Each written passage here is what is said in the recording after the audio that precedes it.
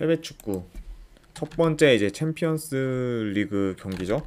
벤피카 대 벤피카 대 이제 브리어 경기 진행 한번 해보겠습니다. 자, 일단 챔피언스 리그 1차전에서는 벤피카가 2대 0으로 브리어를 잡은 상태죠. 그러다 보니까 지금 리드 스코어가 2점 앞서고 있다 보니까 지금 벤피카 입장에서는 굉장히 지금 편한 상태로 홈으로 돌아왔어요.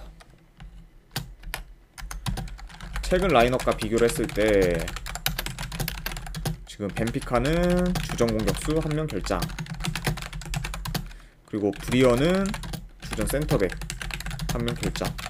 네, 약간 나름 이렇게 지금 결장자가 있는 상태고, 그리고 지금 벤피카가 리그에서도 4연승 중으로, 게다가 굉장히 지금 클린시트 경기가 많고 거기다 2점 차 이상으로도 이긴 경기가 되게 많기 때문에 지금 벤피카 입장에서는 뭐 솔직히 부족한 게 없죠. 거의 무결점인 상태다. 약간 요 정도로까지 지금 보이는 상태고, 반대로 이제 브리어 같은 경우에 직전 이제 원정 경기에서 3대 0 대패를 당했습니다. 자국 리그에서. 하며 약간 좀 수비에 어떤 허술함이 보인 상태다, 이렇게 지금 평가를 하고 싶습니다. 그러다 보니까 지금 일단은 브리어 같은 경우에는 홈에서 벤피카한테 무승부 이상의 결과를 냈었어야 되는데 결국 2대 0으로 지고 이제 원정으로 돌아온 상태라, 사실상 지금 뭐 브리어 입장에서는 탈락 거의 조기 확정이라고 봐도 무방하죠. 그러려면 지금 원정에서 뭐 2점 차 이상으로 벤피카한테 이겨야 되는데, 가뜩이나 지금 벤피카 홈은 실점도 없고 굉장히 지금 좋은 상태다 보니까, 그러다 보니까 지금 현 상황에서는 좀 많이 힘들다. 그러다 보니까 어느 정도 약간 라인업이 좀 힘을 약간 뺄 수도 있고 그런 게 약간 좀 고려되지 않을까 생각이 들어요.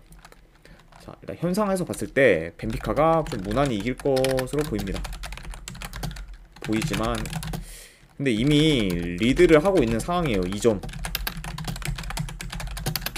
그러니까 이 벤피카 입장에서도 솔직히 그냥 더 이것도 뭐 대승을 뭐 해도 상관이 없긴 한데, 그냥 다음 리그 경기나 이런 거 뭐 고려했을 때는 지금 공격적이기보다는 약간 운영 쪽으로 그냥 어느 정도 공 돌리면서 그냥 기회 날 때 그냥 공격하고, 이런 식으로 약간 신중하게 접근할 가능성도 있어요. 어차피 뭐 벤피카 입장에서는 그냥 뭐 2점 차 이상으로 지지만 않으면은 진출이기 때문에 저는 그래도 이제 이미 리드를 운영 쪽으로 약간 할 것 같은 느낌이고, 할 것 같고, 네, 느낌이라고 하는 건 할 것 같고, 그리고 이미 리드를 하는 상황이기 때문에 벤피카 입장에서도 크게 무리하지는 않지 않을까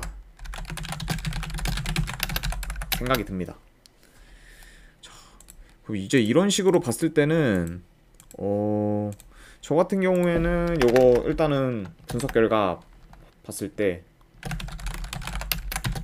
벤피카 승은 맞고, 자 이제 고배당으로는 근데 저 이거 마인승보다 한번 햄무 도전해보는 경기. 그러니까 이제 벤피카가 좀 만약에 이제 제 분석 내용처럼 공격적이기보다 약간 신중하게 한다고 하면은 그냥 만약에 이겨도 대승보다는 1점 차? 뭐 1대 0 같은 약간 요런 스코어가 더 나올 확률이 높지 않을까. 네, 조심스럽게 한번 예상을 해보면서 고배당으로는 햄무 도전하는 경기가 나을 것 같다라고 생각을 합니다. 네, 물론 뭐 근데 마인승이 솔직히 대부분이 다 보시긴 하는데, 근데 이 배당 대비했을 때는 한번 햄무도 도전해보는 게 나쁘지 않다 저는 생각이 들어서, 저는 그냥 배당 높은 햄무로 한번 보도록 하겠습니다. 그래서 이제 이 경기 같은 경우에는 일단 벤피카 승에 고배당으로 저는 햄무 도전하는 경기 이렇게 가져가고 넘어가겠습니다. 자, 다음 경기죠. 이제 첼시 대 이제 도르트문트.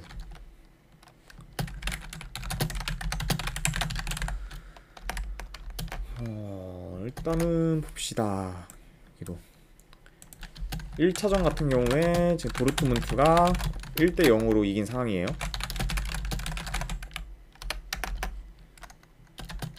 그리고 지금 첼시도 직전 리즈를 일으키며 연패를 끊긴 했지만 지금 도르트문트 기세가 장난이 아니기 때문에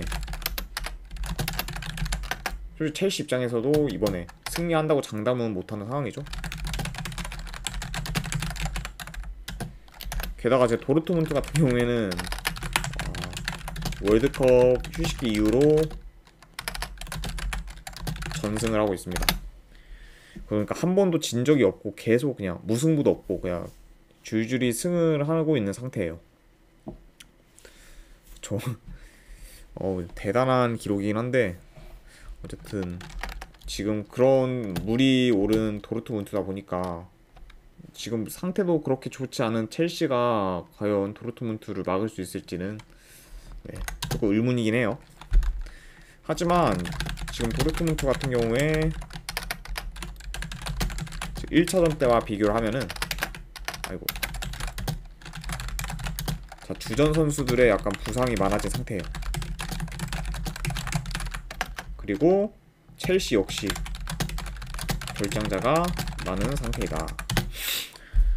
자, 그러니까 이게 1차전 때 약간 비교를 하면은 도르트문트는 어느 정도 그래도 주전 라인업들이 많이 있는 상황이긴 했어요. 그리고 첼시는 여전히 뭐 결장자가 굉장히 많은 상태죠.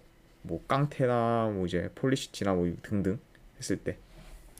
근데 지금 이제 2차전 때는 이제 첼시는 뭐 기존 결장자에 비해서 뭐 좀 더 많아지긴 했지만 도르트문트 역시 좀 주전 라인업의 누수가 굉장히 많다.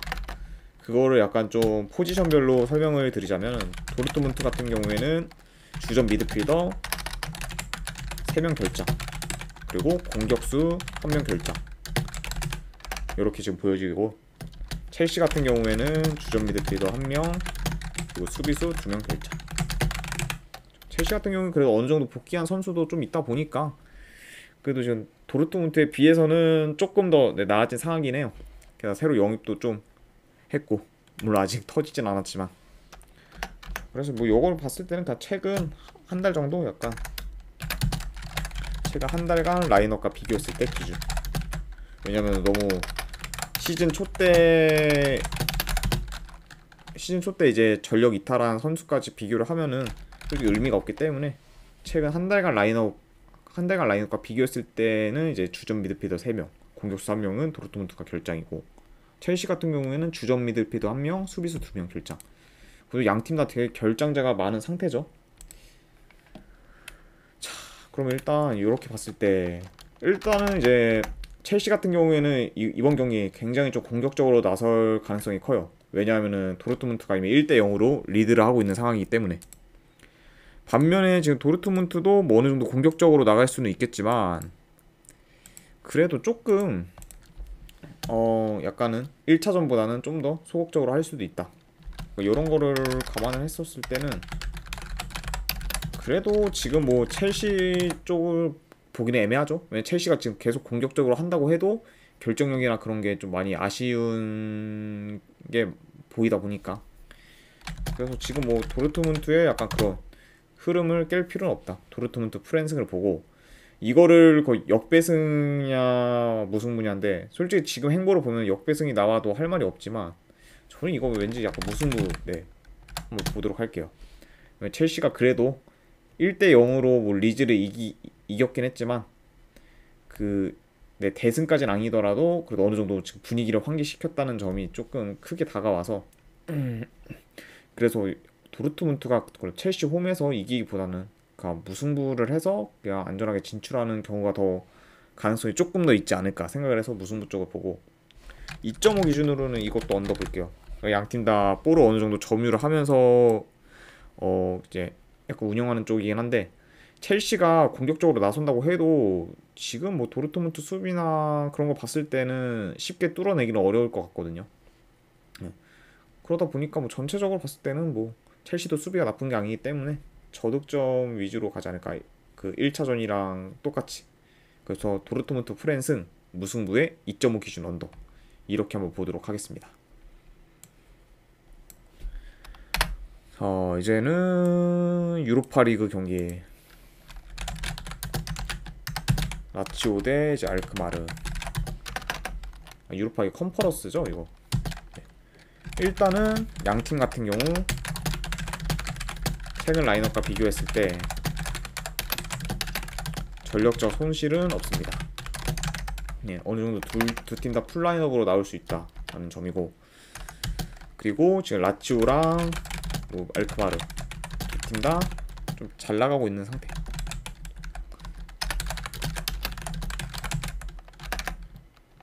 그렇게 봤을 때는 이제 약간 각각 지금 뭐 리그에서 지금 2연승씩, 알크마르도 지금 2연승, 라치오도 지금 2연승. 그래서 최근에 뭐 라치오 같은 경우에는 뭐 나폴리까지도, 심지어 나폴리 홈에서 잡아냈기 때문에 어느 정도 좀 기세가 많이 올랐죠.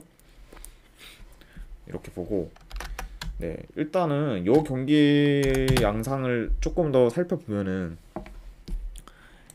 일단 양 팀 다 좀 침투가 강점인 팀들이에요.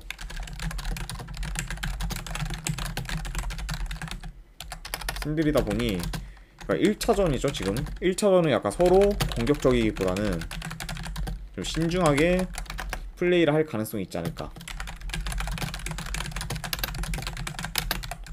왜냐하면은 아무래도 양팀 다 침투가 강점인 팀들이다 보니까 뭐 침투도 어느 정도 잘 하는데 그거에 대한 대응 수비도 어느 정도 할 줄을 알기 때문에 1차전은 약간 비교적 양팀이 좀 침투를 좀 경계하고 라인을 올리기보다는 좀 약간 내려서 탐색전만 약간 하는 식으로 가지 않을까 생각이 들어요. 그쵸. 그리고 이제 침투가 어느 정도 좋다 보니 또 역습 한 방에 뭐 실점할 가능성도 배제할 수 없는 입장이고, 양팀 입장에서는.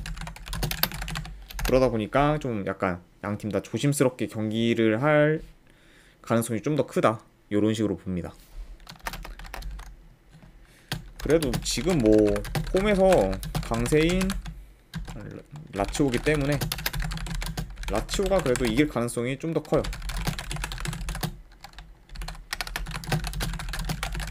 하지만 근데 지금 라치오의 그런 배당, 라치오의 그런 라치오의 약간 승배당은 솔직히 배당 대비했을 때 메리트는 없는 것 같아요.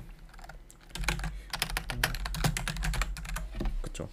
그러니까 아싸리 뭐 라치오가 만약에 이긴다고 해도 대승이나 그런 게 나올 것 같지도 않고, 이겨도 뭐 1점 차? 왜냐면 라치오도 공격력이 그렇게 지금 살아난 것도 아니고, 그리고 알크마르 역시 원정에서 굉장히 그렇게까지 나쁘진 않기 때문에 약간 여러 가지로 고려했을 때는 라치오 승 1.5점대 그런 배당이 별로 메리트가 없다. 차라리 라치오 승을 보시는 분들은 좀 햄무 쪽, 고배당 쪽으로 약간 도전을 해보는 게 어떨까 싶어요. 그래서 저는 요거는 약간 두 가지로 봅니다.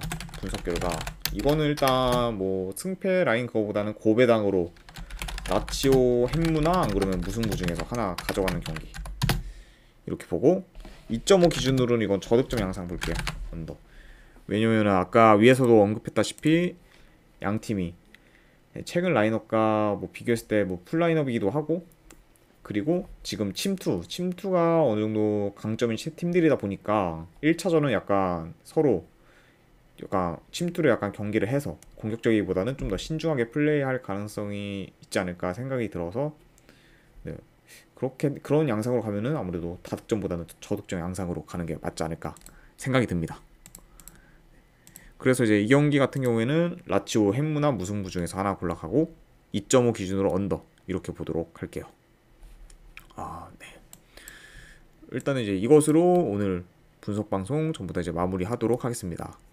시청해주신 분들 대단히 감사드립니다. 감사합니다.